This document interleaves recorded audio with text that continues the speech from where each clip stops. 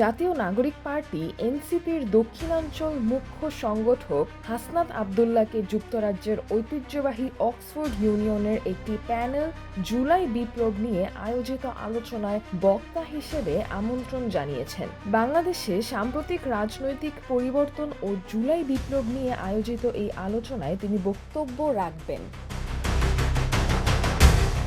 Oxford ইউনিয়নের president মৌসা হাররাজের স্বাক্ষরিত আমন্ত্রণপত্রে উল্লেখ করা হয়েছে, ২০২৪ সালের কোটা সংস্কার আন্দোলন এবং পরবর্তী গণ আন্দোলনে হাসনাত আবদুল্লাহর ভূমিকা আন্তর্জাতিক পরিমণ্ডলে বিশেষ মনোযোগ পেয়েছে। চিঠিতে এসব অভিজ্ঞতা তুলে ধরার পাশাপাশি একাডেমিক ও নীতি নির্ধারণী পর্যায়ের আলোচনায় যুক্ত হওয়ার অনুরোধ জানানো হয়।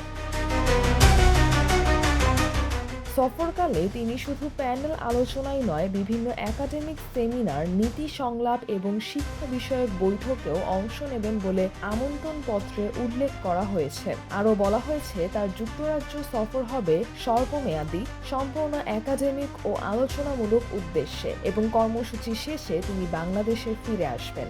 হাসনাত আবদুল্লাহ নিশ্চিত করেছেন যে তিনি জানুয়ারির দ্বিতীয় সপ্তাহে যুক্তরাজ্যের উদ্দেশ্যে রওনা দেবেন।